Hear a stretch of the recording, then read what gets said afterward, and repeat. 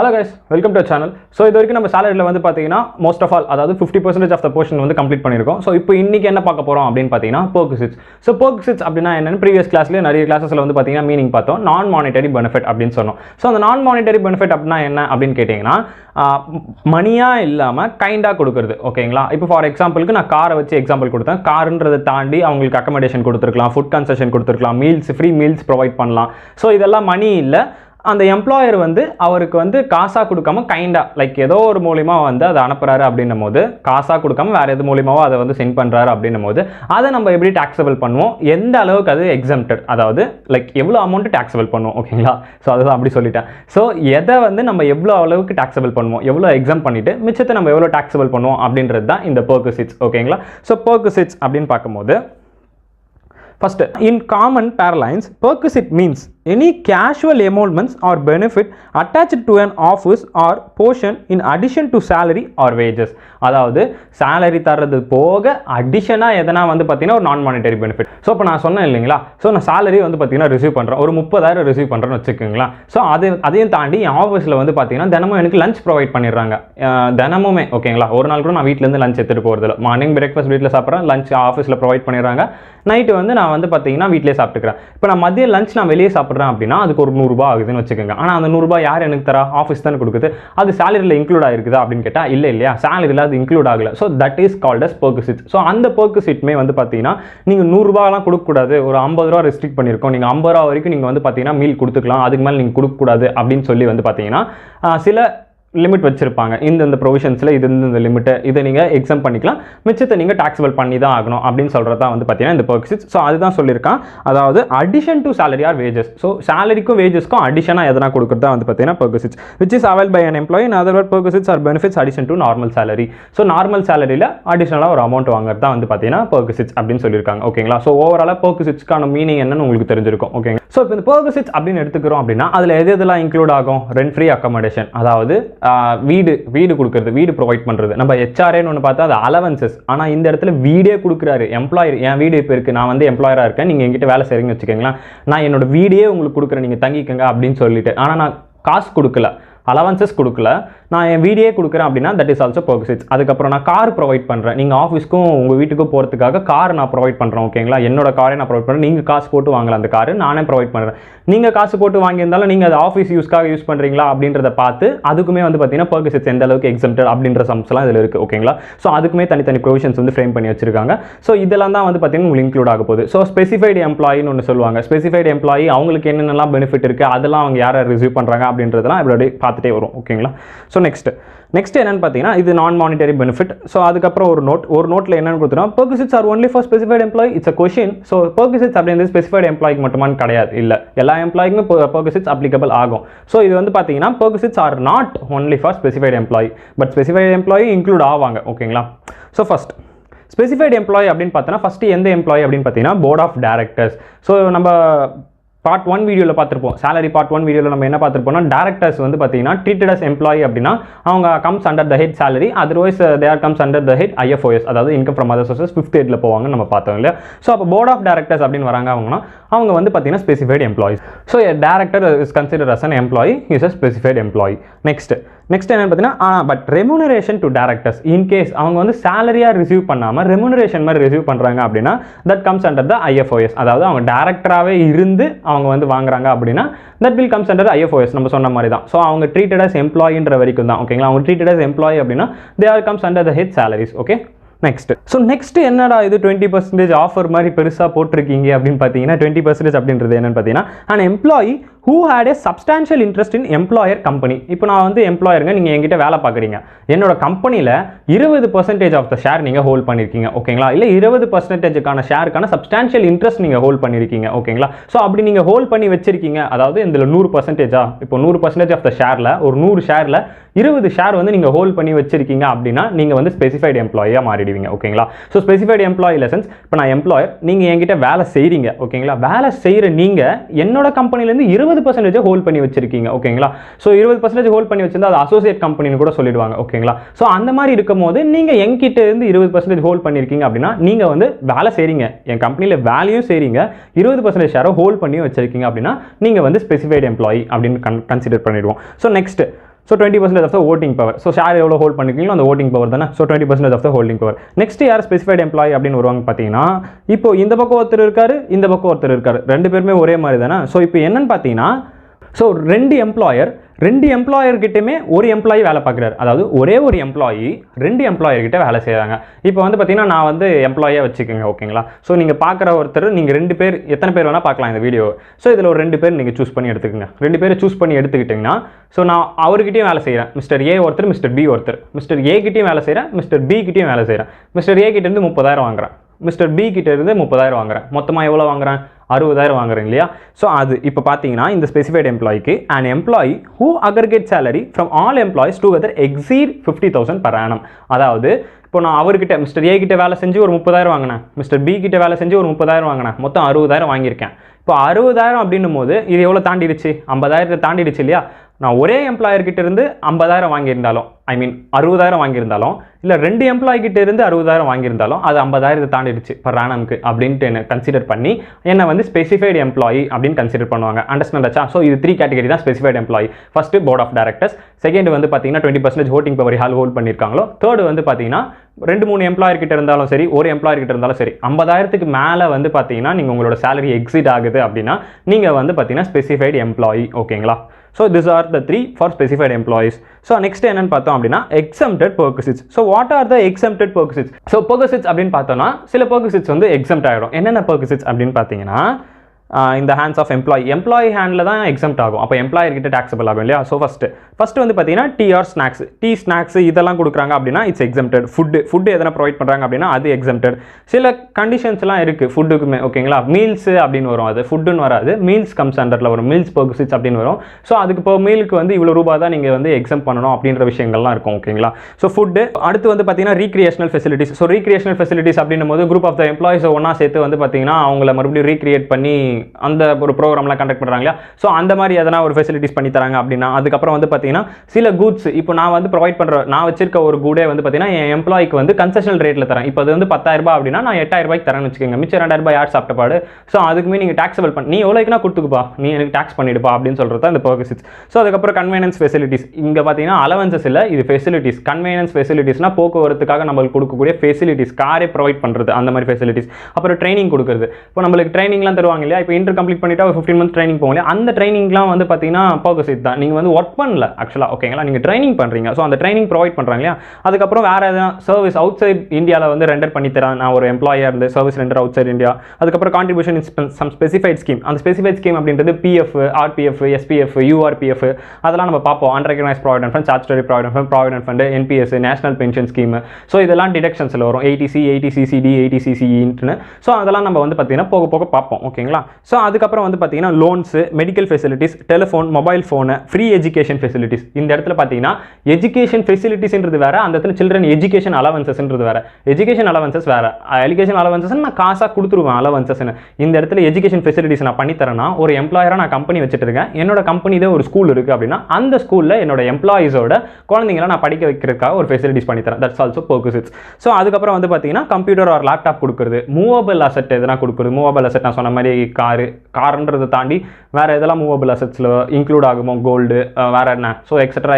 So இந்த மாதிரி எதனா நான் ப்ரொவைட் பண்ணுறேன். இப்போ கோல்டு வாட்ச் ஒன்று கிஃப்டாக தரேன், இதெல்லாம் வந்து பார்த்தீங்கன்னா பர்க்ஸிட்ஸ் அண்டரில் வந்துடும், ஓகேங்களா. ஸோ அந்த மாதிரி மூவபிள் அசெட். ஸோ இதில் ஒரு சிலதுக்கெலாம் வந்து பார்த்தீங்கன்னா நம்ம வந்து கால்குலேஷன் பண்ணுற மாதிரி இருக்கும். எதுக்குன்னு பார்த்தீங்கன்னா loans, medical facilities, free educations, movable asset. அதுக்கப்புறம் வந்து பார்த்தீங்கன்னா இதுக்கு அண்டரில் வரும். So leave travel concession, rent free accommodation. So இதுக்கெல்லாம் வந்து பார்த்தீங்கன்னா நீங்கள் வந்து சில கால்குலேஷன்ஸ் போட வேண்டியதாக இருக்கும். இந்த இதெல்லாம் மார்க் பண்ணி வச்சுக்கோங்க. இதில் ஆக்சுவலாக 18 இருக்குது. ஸோ அந்த 18ல் வந்து பார்த்தீங்கன்னா ஒரு 6 or 7க்கு நம்ம கால்குலேஷன் பண்ணுற மாதிரி இருக்கும். ஸோ உங்கள் புக்கில் அந்த சம்ஸ் எல்லாம் இருக்கும்.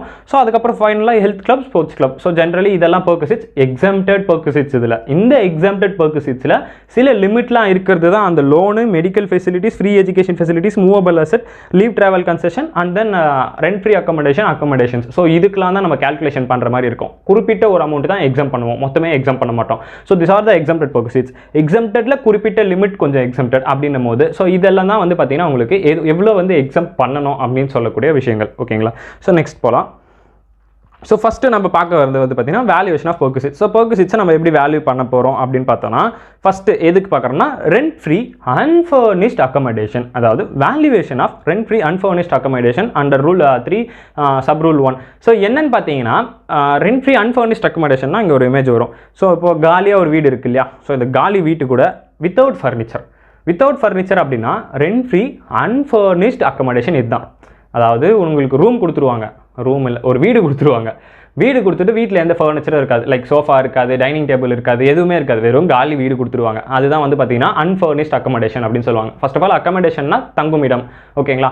ஸோ அந்த மாதிரி இருக்கும்போது அந்த தங்குற இடத்துல உங்களுக்கு ஃபர்னிச்சர் எதுவுமே இல்லாமல் உங்களுக்கு வந்து ஒரு ப்ரொவைட் பண்ணுறாங்க, ஒரு அக்கமடேஷன் ப்ரொவைட் பண்ணுறாங்க அப்படின்னா that is called as rent free unfurnished accommodation. So நீங்கள் இந்த மாதிரி இருக்கக்கூடிய ஒரு அக்கமடேஷனை எப்படி கால்குலேட் பண்ணுவீங்க, ஓகேங்களா. ஸோ ஃபர்ஸ்ட் ஆஃப் ஆல் அக்கமடேஷனுக்கான மீனிங் என்ன? அக்கமடேஷன் அப்படின்னும் போது இந்த இடத்துல எது இன்க்ளூட்னா fixed as well as floating structure அப்படின்னு சொல்லிட்டாங்க. இப்போ அக்கமடேஷன்னா வீடுன்றது ஒரு இடத்துல வந்து ஃபிக்ஸடாக தான் இருக்கும், ரைட், ஒரு லேண்டில் லொக்கேட் ஆகிருக்கும், அது ஃபிக்ஸடாக இருக்க போகுது. அண்ட் தென் இப்போ ஃப்ளோட்டிங் ஸ்ட்ரக்சர் அப்படின்னும் போது என்னன்னா ஃப்ளோட்டிங்கில் இருக்கக்கூடிய வீடுகள்லாம் அப்படி என்ன சார் ஃப்ளோட்டிங்கில் இருக்கும் அப்படின்னு பார்த்தீங்கன்னா கப்பல் அந்த கரை ஓரம் பீச் சைட்லாம் வந்து பார்த்தீங்கன்னா அந்த தண்ணியில் மிதக்கிற மாதிரி வீடெல்லாம் இருக்கும், லைக் ரெசார்ட்டு, பீச் ரெசார்ட்டு, ஈஸியாக அது மாதிரிலாம் சொல்லுவாங்க இல்லையா. ஸோ அந்த மாதிரி ஃப்ளோட்டிங் ஸ்ட்ரக்சர். ஸோ அதில் கொடுத்துருப்பாங்க பாருங்கள். ஃப்ளோட்டிங் ஸ்ட்ரக்சர் இன்க்ளூட் என்னன்னு பார்த்தீங்கன்னா கேரவன் கூட ஃப்ளோட்டிங் ஸ்ட்ரக்சர் தான் உங்களுக்கு. கேரவன் கூட ஃப்ளோட்டிங் ஸ்ட்ரக்சர் அப்படின்னா பெரிய பெரிய நடிகர்களுக்குலாம் கேரவன் இருக்கும் இல்லையா. So that's also A rent free accommodation. அதுவுமே வந்து பார்த்தீங்கன்னா அந்த ப்ரொடியூஸ் பண்ணக்கூடிய அந்த கம்பெனி வந்து அவருக்கு ப்ரொவைட் பண்ணுது அப்படின்னா that's also comes under the head salary perquisites அண்டரில் அது வந்துடும், ஓகேங்களா. So next, for the purpose of valuation employees are divided into 3 categories. So இந்த கால்குலேஷனுக்கு, அதாவது இந்த வேல்யூவேஷன் நம்ம கால்குலேட் பண்ணுறதுக்கு ஒரு 3 கேட்டகரியாக பிரிக்கிறாங்க. என்னென்ன கேட்டகரி, என்னென்ன எம்ப்ளாயர், அதாவது 3 கேட்டகரி ஆஃப் த எம்ப்ளாயர் வந்து பிரிக்கிறாங்க. யாருன்னு பார்த்தீங்கன்னா first employee of the state or central or state government or any undertaken under the control of government. இப்போ ஒரு எம்ப்ளாயி ஸ்டேட் கவர்மெண்ட் எம்ப்ளாயோ இல்லை சென்ட்ரல் கவர்மெண்ட் எம்ப்ளாயோ இருக்காரு, அதர்வைஸ் அந்த எம்ப்ளாயி வந்து பார்த்தீங்கன்னா கண்ட்ரோல் ஓவர் பை கவர்மெண்ட், ஓகேங்களா. கவர்மெண்ட் கண்ட்ரோல் இருக்கக்கூடிய ஏதோ ஒரு employer, first category. So second category அப்படின்னு பார்க்கும்போது accommodation provided by government to an employee serving on deputation அப்படின்னு சொல்லியிருக்காங்க. டெபுடேஷன் அப்படின்னு என்னன்னு பார்த்தீங்கன்னா லைக் நம்ம ஸ்கூல்லலாம் பார்த்துருப்போம், ஃப்ரீ பீரியட் இருக்குன்னா இன்னொரு மிஸ் வந்து டெபுடேஷனுக்கு வருவாங்க. ஸோ அந்த மாதிரி எதனா ஒரு சர்வீஸ் வந்து கவர்மெண்ட் ப்ரொவைட் பண்ணியிருந்தா அது செகண்ட் கேட்டகரி. தேர்ட் கேட்டகரி அப்படின்னு பார்க்கும்போது அதர் எம்ப்ளாயிஸ். இந்த 2 கேட்டகரியில் யார் விரலையோ அவங்க தேர்ட் கேட்டகரியில் வந்துருவாங்க. ஸோ ஒரு கேட்டகரிக்கும் ஒரு டைப்பில் வந்து நம்ம வேல்யூவேஷன் பண்ணுவோம். So first type, so central government and state government including military person, ஓகேங்களா. Central and state government employee military பர்சனும் இதில் இன்க்ளூட் ஆவாங்க. எப்படிப்பா மிலிட்ரி பர்சனுக்கு வந்து கொடுப்பாங்க அப்படின்னு கேட்டிங்கன்னா குவார்டர்ஸுங்க, போலீஸ் குவார்டர்ஸ் அந்த மாதிரிலாம் சொல்லுவாங்க இல்லையா, அந்த மாதிரி குவார்டர்ஸ் தான், ஓகேங்களா. ஸோ அந்த பாயிண்ட் பார்த்தோம் அப்படின்னா where the accommodation is provided by central or state any state government to an employee either holding office or post in connection with affairs of the union of that state. The valuation of perquisites in respect of such accommodations is equal to the licence fee.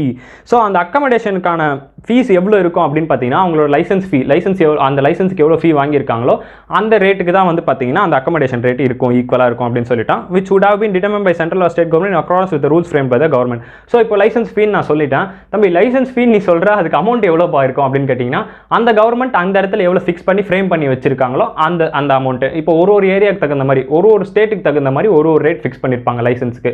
So இப்போ தமிழ்நாடு அப்படின்னு எடுத்துக்கிட்டா அவங்க ஒரு rate இருக்கும், ஆந்திர பிரதேஷ், ஏன்னா state வாரியாகவுமே வந்து பார்த்தீங்கன்னா சில டெவலப்பிங் ஸ்டேட் இருக்கும், சில டெவலப்டு ஸ்டேட் இருக்கும். மும்பைலாம் பார்த்தீங்கன்னா டெவலப்டு ஸ்டேட், பெங்களூருமே டெவலப்டு ஸ்டேட், ஸ்டேட் இல்லை டெவலப்டு சிட்டிஸ், ஓகேங்களா. So Mumbai city developed city, Bangalore developed city. So அந்த மாதிரி இடத்துலலாம் லைசன்ஸ் ஃபீஸ் ஜாஸ்தியாக இருக்கும். ஸோ அந்த மாதிரி ஃபார் எக்ஸாம்பிளுக்கு இதெல்லாம் சொன்னால் அதே வந்து பிடிச்சிக்கூடாது, ஓகே. ஸோ இந்த மாதிரி இருக்கும்போது ஒரு ஸ்டேட்டுக்கு தகுந்த மாதிரி லைசன்ஸ். ஸோ இப்போ இந்த மாதிரி ஏரியாலாம் போனோன்னா ஹை ரேட்டில் இருக்கும் இல்லையா, ஸ்ட்ரக்சரே ஹை ரேட்டில் இருக்கும் இல்லையா. ஸோ அந்த மாதிரி இருக்கும்போது லைசன்ஸும் ஹை ரேட்டில் இருக்கும். ஸோ அப்போ அந்த கவர்மெண்ட் என்ன ஃபிக்ஸ் பண்ணியிருக்காங்களோ, அந்த ஸ்டேட்டில் அந்த கவர்மெண்ட் என்ன ஃபிக்ஸ் பண்ணியிருக்காங்களோ அதுதான் ரேட் இல்லையா. ஸோ அந்த ரேட்டு நீங்கள் எடுத்துப்பீங்க.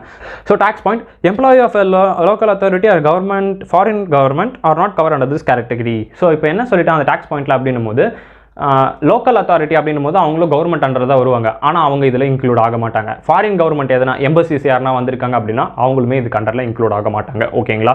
So generally state or central government employees அதுக்கு அண்டரில் யார் வரமாட்டாங்க, லோக்கல் அத்தாரிட்டியும் ஃபாரின் கவர்மெண்ட் யாருனா இருந்தாங்கன்னா அவங்க வரமாட்டாங்க, ஓகேங்களா. ஸோ இது first point, first category. So first category perquisites அவனே கவர்மெண்ட்டே எவ்வளோ சொல்லியிருக்கானோ அதான் நீங்கள் ஃப்ரேம் பண்ணணும். ஸோ இப்போ செகண்ட் கேட்டகரி பார்க்க போகிறோம். செகண்ட் கேட்டகரி அப்படின்னும் போது accommodation provide by government to an employee serving on deputation சர்வீஸில் ஒரு சர்வீஸ் ப்ரொவைட் பண்ணி தரீங்க. சாரி, டெபுடேஷனே சர்வீஸ் தான். ஸோ அதில் வந்து நம்ம ஏதாவது ப்ரொவைட் பண்ணுறோம் அப்படின்னும் போது அதுக்கு நம்மளுக்கு ஒரு பெர்குசிட்ஸ் தராங்க அப்படின்னா அதை எப்படி நம்ம கேல்குலேட் பண்ண போகிறோம். ஸோ ஃபஸ்ட் இப்போது ஒரு சிட்டிலையுமே ஒரு பாப்புலேஷன் இருக்கும். இப்போ தமிழ்நாடுன்னு எடுத்துக்கிட்டோம்னா கிட்டத்தட்ட வந்து பார்த்தீங்கன்னா ஒரு 8 கோடி பேராச்சும் இருப்பாங்க கண்டிப்பாக, ரைட்டா? ஸோ அந்த மாதிரி இருக்கும்போது தமிழ்நாடு உள்ள சில சிட்டிஸ் இருக்கும். தமிழ்நாடு உள்ள சில சிட்டிஸ் இருக்குது அப்படின்னா சென்னை, கோயம்புத்தூர். ஸோ ஒரு சிட்டியில் ஒரு லெவல் ஆஃப் த பாப்புலேஷன்ஸ் இருக்கும் இல்லையா? ஸோ ஒரு இடத்துல 1 கோடி இருக்கலாம், ஒரு இடத்துல 50 லட்சம் பேர் இருக்கலாம், ஒரு இடத்துல 30 லட்சம் பேர் இருக்கலாம். ஸோ அந்த மாதிரி வந்து பார்த்தீங்கன்னா சிட்டி வாரியாக பிரியும் இல்லையா? ஸோ அதை வச்சு தான் இந்த பெர்குசிட்ஸ் நம்ம கேல்குலேட் பண்ணணும். இப்போ ஃபஸ்ட்டு பார்த்தீங்கன்னா having population exceed 25 lakhs as per 2001 census. இதுக்கு வந்து சென்செக்ஸ் இருக்கும் இல்லையா? பாப்புலேஷன் எவ்வளோ வருது அப்படின்ற சென்செக்ஸ் சொல்லுவாங்க இல்லையா? ஸோ அது 2001 சென்செக்ஸ் படி அந்த ஏரியாவில் 25 lakhs பீப்புளுக்கு மேலே இருக்காங்க, அதாவது ஒரு சிட்டியில், அந்த சிட்டியில் இருக்காங்க அப்படின்னா எவ்வளோ வந்து நீங்கள் வேல்யூ பண்ணீங்க பெர்குசிட்ஸ் அப்படின்னு பார்த்தீங்கன்னா 15% of the salary for the period during which the employee occupied the said accommodation. In case இப்போ நான் சென்னையில் இருக்கேங்க, சென்னையில் வந்து பார்த்தீங்கன்னா கிட்டத்தட்ட 25 lakhsக்கு மேலே தான் இருப்பாங்க, ஓகேங்களா? ஸோ என்னோட எம்ப்ளாயர் வந்து எனக்கு சென்னையிலே ஒரு வீடு தராருங்க, ஓகேங்களா? ஸோ என்னோட சேலரி வந்து பார்த்தீங்கன்னா 50,000, அது போக வீடு எனக்கு ஃப்ரீயாக ப்ரொவைட் பண்ணியிருக்காரு, அதாவது ரெண்ட் ஃப்ரீ அன்ஃபர்னிஷ்ட் அக்கோமடேஷன். ஃபர்னிச்சர் எதுவும் கொடுக்காம எனக்கு வந்து வெறும் வீடு மட்டும் கொடுத்துட்டாரு. ஸோ அதுக்கு வீட்டுக்கான ரெண்ட் வந்து பார்த்தீங்கன்னா நியாயப்படி 30,000 நான் கட்டணும். ஆனால் 30,000 நான் கட்டலை, என்னன்னா எனக்கு வந்து எங்கள் எம்ப்ளாயர் வந்து ப்ரொவைட் பண்ணிட்டாரு. ஸோ அப்படி இருக்கும் பட்சத்தில் சென்னையில் வந்து ஆல்வேஸ்லி 25 லட்சம் பேர் தாண்டி இருக்கும் பாப்புலேஷன். அப்படின்னும் போது நான் சேலரி எவ்வளோ வாங்குறேன்னு சொன்னேன், 50,000 வாங்குறேன்னு சொன்னேன். அந்த 50,000த்தில் 15%, ஓகேங்களா? ஸோ 50,000த்தில் 15% போட்டிங்க அப்படின்னா உங்களுக்கு 7,500 வரும், ஓகேங்களா? ஸோ இந்த 7,500 எனக்கு டாக்ஸபிள் பெர்குசிட்ஸ், அதாவது நான் 7,500 வந்து பார்த்தீங்கன்னா டாக்ஸ் கட்டணும், ஓகேங்களா? ஆட் பண்ணி, அதாவது 57,500 போட்டு 57,500 நான் என்ன ஸ்லாப் ரேட்டில் விழுகிறேன் அப்படின்றத பார்த்து நான் வந்து டாக்ஸ் போடும். ஃபார் எக்ஸாம்பிளுக்கு இது சொன்னேன், இது ஸ்லாப் ரேட் அண்டர்லே வராது. ஸோ இது ஒரு மாதத்துக்கு 57,500, அப்போ 12 மாதத்துக்கு என்னென்னு போட்டிங்கன்னா ஸ்லாப் ரேட்டில் விழுந்துருவீங்க. ஸோ அப்போ 57,500 × 12 போட்டிங்கன்னா 6,90,000 வருது. 6,90,000 ஆப்வியஸ்லி நான் ஸ்லாப் ரேட்டில் விழுந்துருவேன். 2,50,000 தாண்டிடுச்சு இல்லையா? ஸோ ஆப்வியஸ்லி நான் வந்து ஸ்லாப் ரேட்டில் விழுந்துருவேன். ஸோ அப்படி இருக்கும்போது நான் வந்து டாக்ஸ் பே பண்ணி தான் ஆகணும் இல்லையா? ஸோ அது ஃபஸ்ட் பாயிண்ட். செகண்ட் பாயிண்ட் என்னன்னு பார்த்தீங்கன்னா population exceeding 10 lakh but not exceeding 25 lakhs, அதாவது 10 லட்சத்துலேருந்து 25 லட்சம் வரைக்கும் இருக்குது, ஓகேங்களா? ஸோ 25 லட்சத்து தாண்டலை, 10 லட்சத்துக்கு கீழேயும் இல்லை. ஸோ 10 லட்சத்துலேருந்து 25 லட்சம் அப்படின்னா 11 லட்சமாக இருக்கலாம், 15 இருக்கலாம், 22 இருக்கலாம், 24 கூட இருக்கலாம். ஆனால் 25 லட்சத்தை தாண்டலை, ஓகேங்களா? ஸோ அப்படி இருக்கும்போது எத்தனை பர்சன்டேஜ் ஆஃப் த சேலரி அப்படின்னு பார்த்தீங்கன்னா 10% ஆஃப் த சேலரி. 10% அப்படின்னா அந்த 50,000த்தில் 10% 5,000. அப்போ 5,000 கால்குலேட் பண்ணி நம்ம கொடுப்போம், ஓகேங்களா? So third category any other cities. So இது ரெண்டுத்தில் விழுகல அப்படின்னா அப்போ 10 லட்சத்துக்கு கீழே இருக்குதுன்னு அர்த்தம். 10 லட்சத்துக்கு கீழே இருக்குது அப்படின்னா எத்தனை பர்சன்டேஜ் போடுவீங்க? 7.6 போடுவீங்க. ஸோ இது எதுக்கு அப்படின்னு பார்த்தீங்கன்னா செகண்ட் கேட்டகரி அப்படின்னு பார்க்கும்போது சர்விங் ஆன் டெபுடேஷனில் ஒரு சர்வீஸ் கவர்மெண்ட் ப்ரொவைட் பண்ணியிருக்காங்கன்னா அவங்களுக்கு நீங்கள் இந்த படி பெர்குசிட்ஸ் வேல்யூவேஷன் பண்ண போகிறீங்க. ஸோ தேர்ட் கேட்டகரி பார்க்கறதுக்கு முன்னாடி ஒரு டாக்ஸ் பாயிண்ட் கொடுத்துருக்கோம். என்ன டாக்ஸ் பாயிண்ட் அப்படின்னு பார்க்கும்போது salary shall be determined on due basis. So நம்ம பார்த்தோம் இல்லையா, ப்ரீவியஸ் பார்ட் 1ல் பார்த்துருப்போம், சேலரி வந்து டியூ பேசிஸ்லையும் இருக்கலாம், ரெசிப்ட் பேசிஸ்லையும் இருக்கலான்ட்டு. ஸோ அப்படி இருக்கும்போது நான் சொன்னேன் இல்லையா, அந்த 50,000 நான் வாங்குறேன்னு அதை டியூ பேசிஸ்லையுமே நம்ம கால்குலேட் பண்ணிக்கலாம், ஓகேங்களா? அது டியூ பேசிஸில் நான் ரிசீவ் பண்ணியிருந்தாலுமே நான் இந்த பர்சன்டேஜ் கால்குலேட் பண்ணுறதுக்கு நான் அதை எடுத்துக்கலாம், ஓகேங்களா? So next, where an assessee is receiving salary 2 or more employees, the aggregate salary for the period during which accommodation has been provided by any of the employees shall be taken into account. So இப்போ நான் 2-3 employer கிட்ட வேலை செய்கிறேன் அப்படின்னா, இப்போ mister A mister பின்னு ஒரு example சொல்லியிருந்தோம். So அதில் மிஸ்டர் ஏ கிட்ட 30,000, மிஸ்டர் பி கிட்ட 30,000 வாங்குறேன்னு சொன்னேன். ஸோ ரெண்டுத்தையும் சேர்த்து 60,000. அந்த 60,000க்கு மேலே தான் நீங்கள் வந்து இந்த பர்சன்டேஜை கால்குலேட் பண்ணணும், ஓகேங்களா? ஸோ இந்த பர்சன்டேஜ் கால்குலேட் பண்ணிட்டீங்க. இப்போ இது எந்த எம்ப்ளாயருங்க மெயின்டைன் பண்ணணும் அப்படின்னு கேட்டிங்கன்னா, மிஸ்டர் ஏ எனக்கு வீடு ப்ரொவைட் பண்ணியிருந்தா அவர் மெயின்டைன் பண்ணுவார், மிஸ்டர் பி எனக்கு வீடு ப்ரொவைட் பண்ணது அவர் மெயின்டைன் பண்ணுவார். இன்கேஸ் அவங்க 2 பேருக்குள்ள மியூச்சுவல் அண்டர்ஸ்டாண்டிங் இருந்து மிஸ்டர் ஏ வந்து நீங்களே பார்த்துக்கங்க அப்படின்னு மிஸ்டர் பி கிட்ட கூட கொடுத்துடலாம், இல்லை மிஸ்டர் பி நீங்களே பார்த்துக்கங்க மிஸ்டர் ஏ கிட்ட கூட கொடுத்துடலாம். எனி ஆஃப் த எம்ப்ளாயர் வந்து பார்த்தீங்கன்னா அந்த அக்கௌண்ட்டை மெயின்டைன் பண்ணும். ஆனால் பர்சன்டேஜ் இருக்கும்போது அக்ரிகேட் சேலரி தான் பர்சன்டேஜ் இருக்கும், ஓகேங்களா? So next, so monetary payments which are not in nature of perquisites shall be taken into account. So என்னன்னு பார்த்தீங்கன்னா எத்தனை ஒரு மானிட்டரி இது இருக்கலாம், மானிட்டரி பேமெண்ட்ஸ் எதனா நடந்திருக்கலாம், ஓகேங்களா? ஸோ அது வந்து பெர்குசிட்ஸாக இருக்கக்கூடாது, அது நான் மானிட்டரி பெனிஃபிட் இல்லையா பெர்குசிட்ஸ். ஸோ அப்போ அது பெர்குசிட்ஸாக இருக்காது. அப்போ என்னென்னலாம் வந்து பார்த்தீங்கன்னா மானிட்டரி பேமெண்ட்ஸ் அப்படின்னு பார்த்தோன்னா leave encashment receive during the continuation of period shall be included in the salary for the purpose. However, if such pay leave is received at the time of retirement, then such then such receipt shall not be include to be consider. அதாவது இப்போ salary அப்படின்னும் போது நான் பார்த்தோம் basics, DA, commission இதெல்லாம் add ஆகும்னு பார்த்தோம். In case இதுவே லீவ் என்கேஜ்மெண்ட் சேலரியை வந்து நான் கண்டினியூஷன் ஆஃப் சர்வீஸ்லேயே வாங்கியிருந்தேன் அப்படின்னா ஃபுல்லி டேக்ஸபிள் பார்த்தோம் இல்லையா. ஸோ அது ஃபுல்லி டேக்ஸபிள்னு தாண்டி இந்த கேல்குலேஷனுக்கு, அதாவது இந்த பர்சன்டேஜ் கேல்குலேஷனுக்கு அதையும் ஆட் பண்ணி அதில் வந்து பர்சன்டேஜ் எடுப்போம். இப்போ ஃபார் எக்ஸாம்பிள் நான் சேலரி, டிஏ, கமிஷன் எல்லாத்தையும் சேர்த்து 50,000 வாங்கியிருக்கேன். லீவ் என்கேஜ்மெண்ட் சேலரி அப்படின்றது வந்து பார்த்தீங்கன்னா என்னோட டெர்மினேஷன் பீரியட் தான் நான் வாங்கணும், அதாவது என்னோட ரிட்டையர்மெண்ட் டைமில். ஆனால் நான் வந்து கண்டினியூஷன் ஆஃப் சர்வீஸ்லேயே வாங்கிட்டேன். எவ்வளோ வாங்குறேன் அப்படின்னு பார்த்தீங்கன்னா ஒரு 30,000 வாங்கிட்டேன்னு வச்சுக்கோங்களேன். வருஷம் 30,000 வாங்கிட்டே வரேன்னு வச்சுக்கோங்க. ஸோ அப்படி இருக்கும்போது நான் இப்போ எவ்வளோ சொன்னேன், 50,000 என்னோட சேலரின்னு சொன்னேன். ஸோ அது கூட அந்த 30,000 ஆட் பண்ணி 80,000 போட்டு அந்த 80,000 மேலே நீங்கள் இந்த பர்சன்டேஜ் எடுப்பீங்க. இன்கேஸ் நான் என் ரிட்டையர்மெண்ட் டைமில் தான் என்னோட லீவ் என்கேஜ்மெண்ட் வாங்குறேன். ஸோ 30,000 வருஷத்துக்குன்னு 10 வருஷம் அப்படின்னும் போது 3 லட்சம் வருதா? ரைட், 3 லட்சம். ஸோ அந்த 3 லட்சத்தை வந்து நான் எப்போ வாங்குறேன்னா என்னோட டெர்மினேஷன் பீரியடில் தான் வாங்குறேன், அதாவது என்னோட ரிட்டையர்மெண்ட் டைமில் வாங்குறேன். நான் கண்டினியூஷன் ஆஃப் சர்வீஸில் வாங்கல, 10 வருஷம் முடிஞ்சதுக்கப்புறம் தான் வாங்குறேன் அப்படின்னா அப்போ அந்த 3 லட்சத்தில் வந்து நம்ம 30,000 ஆட் பண்ணுவோம் கிட்ட ஆட் பண்ண மாட்டோம். ஸோ அதுதான் அந்த பாயிண்ட், மானிட்டரி பேமெண்ட்ஸ் அப்படின்னு கொடுத்துருக்கேன், அந்த தேர்ட் பாயிண்ட்.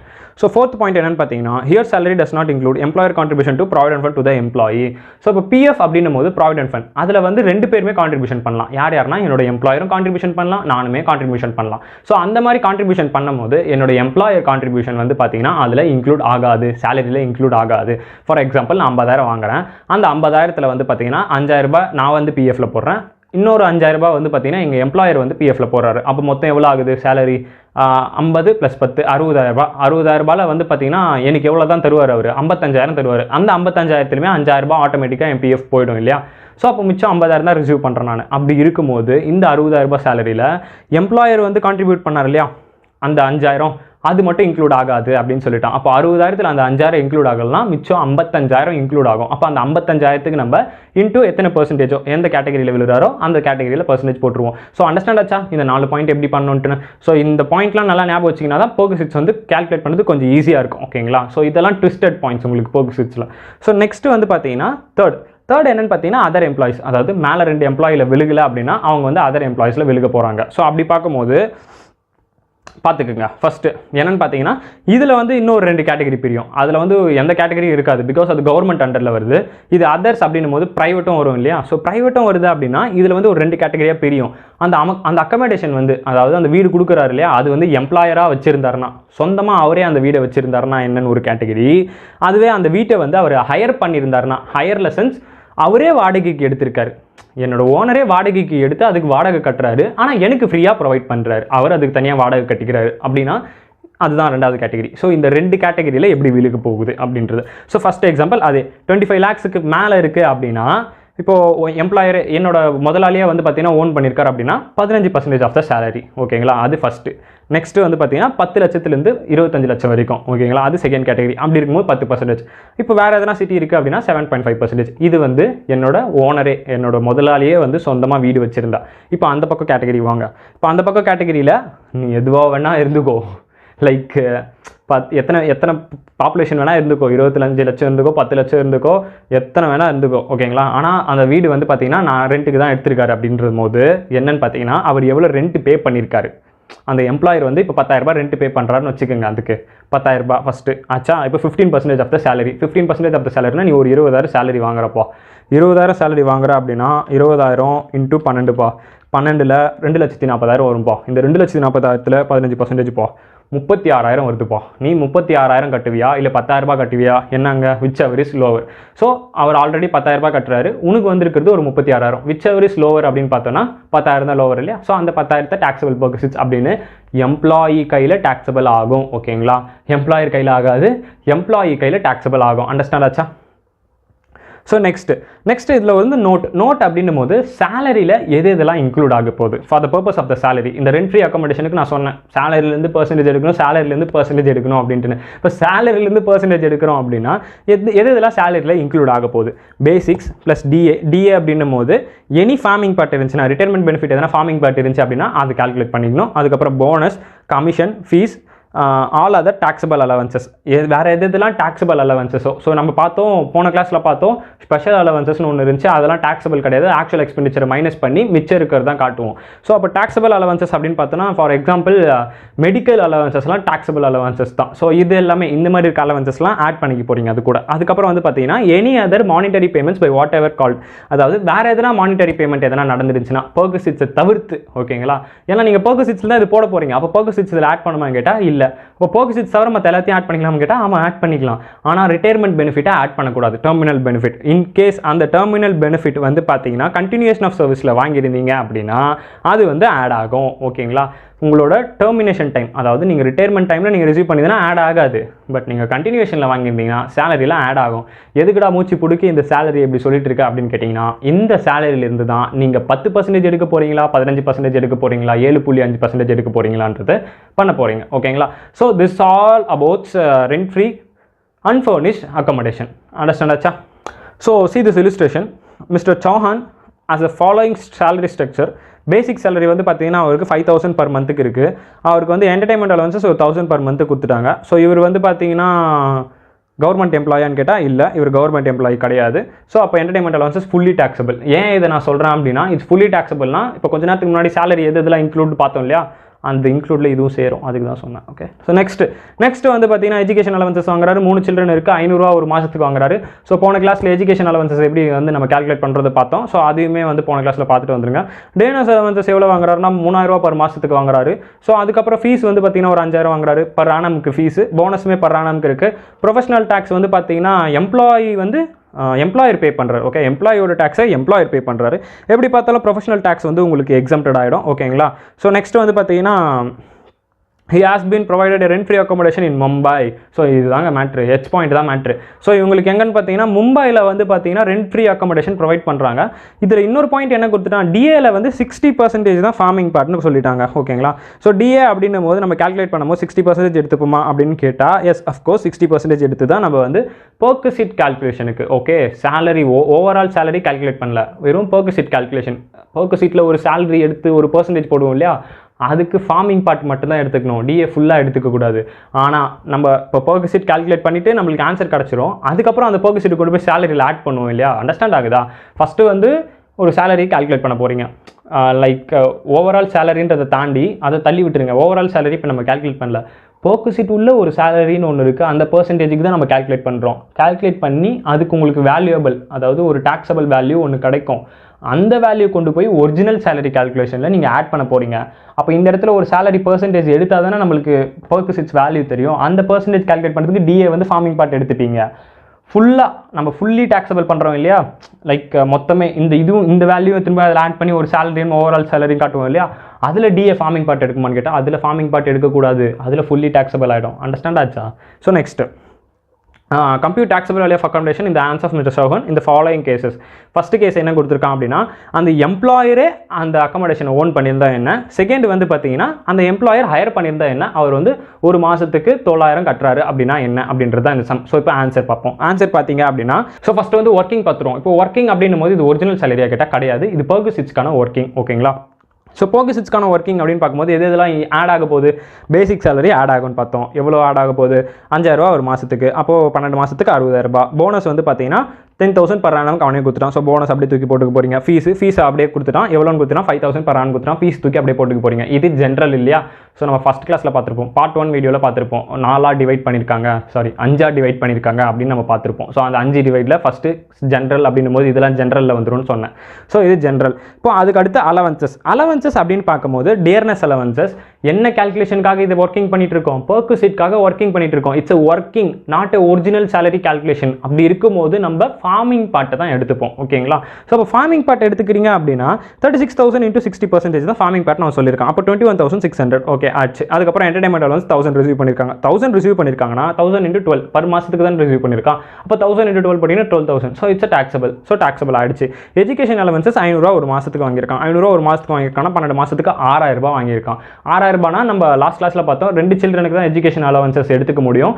அதுவும் ஒரு சில்ட்ரனுக்கு வந்து 100 ரூபா தான். அப்போ 2 சில்ட்ரனுக்கு 200 ரூபா, 2 சில்ட்ரனுக்கு 200 ரூபானா மாதத்துக்கு 200 அப்போ வருஷத்துக்கு 2400. அப்போ இந்த 6000 2400 மைனஸ் பண்ணிங்க அப்படின்னா 3600. இது taxable value, taxable allowances.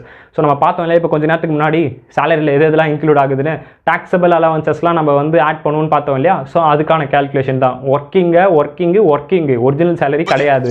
February 30 அப்படி வச்சுக்கிட்டீங்க வச்சுக்கோங்களேன். February 30 ஒன்று கிடையாது. ஆனால் நீங்கள் அது மைண்டில் ஏற்றிக்கிட்டீங்க, February 30 ஒன்று இருக்குன்னு மைண்டில் ஏற்றிக்கிட்டீங்க அப்படின்னா ஒன்றுமே பண்ண முடியாது. புரியுதா? ஸோ ஒர்க்கிங் வேறு, ஒரிஜினல் சேலரி கால்குலேஷன் வேறு, உஷாராக இருக்கணும். Okay, so next 3600. ஸோ இது எல்லாத்தையும் ஆட் பண்ணிங்க அப்படின்னா 37200. ஸோ இப்போ இந்த 37200 நம்ம ஜென்ரல் ஆட் பண்ண போகிறோம். ஸோ ஜென்ரல் ஆட் பண்ணிங்க அப்படின்னா உங்களுக்கான சேலரி 1,12,200 வரும். ஸோ ஓகேங்களா? ஸோ 1,12,200. இப்போ அங்கே என்ன சொல்லியிருக்கான் அப்படின்னா அக்கமடேஷன்றது மும்பையில் இருக்குது. இப்போ மும்பை அப்படின்னும் போது ஜென்ரலாகவே தெரியும் 25 லட்சத்து தாண்டாமலே இருக்கும் பாப்புலேஷன் அந்த ஏரியாவில். ஸோ அப்போது 25 லட்சம் தாண்டி இருக்கும், எந்த வன்மமும் இல்லை. ஓகே, ஸோ 25 லட்சத்தை தாண்டி இருக்கும் அப்படின்னா நீங்கள் என்ன எடுத்துப்பீங்க? 15% ஆஃப் த சேலரி எடுத்துக்க போகிறோம். ஸோ அப்போ இங்கே நம்மளுக்கு எவ்வளோ சேலரி இங்கே வந்துச்சு? 1,12,200 இல்லையா? ஸோ அதில் 15% போட்டிங்க அப்படின்னா 16,830 அப்படின்னு வரும். ஸோ இப்போ வந்து பார்த்தீங்கன்னா ஃபஸ்ட் பாயிண்ட், அதாவது ரெண்டு கம்ப்யூட் பண்ண சொல்லியிருந்தாங்க. ஒன்று அந்த எம்ப்ளாயராக சொந்தமாக அந்த அக்கமடேஷன் வச்சுருந்தாருனா என்ன, ரெண்டாவது வந்து அவரே ரெண்ட்டுக்கு வாங்கி நம்மளுக்கு கொடுத்துருந்தாருனா, ஃப்ரீயாக கொடுத்துருந்தாருனா என்ன அப்படின்ற ரெண்டு கேட்டகரியில். ஃபஸ்ட்டு கேட்டகரிக்கு எவ்வளோ டாக்ஸபிள் ஆகும்னா 16,830 டாக்ஸபிள் ஆகும். ஆச்சு, முடிஞ்சு. அதுக்கடுத்து வந்து பார்த்தீங்கன்னா அவர் ஹையர் பண்ணியிருக்காருனா எவ்வளோ ரெண்ட் பே பண்ணுறாரு? 900 பே பண்ணுறாரு. எவ்வளோத்துக்கு? மாதத்துக்கு. அப்போ 12 மாதத்துக்கு எவ்வளோ பே பண்ணியிருப்பாரு?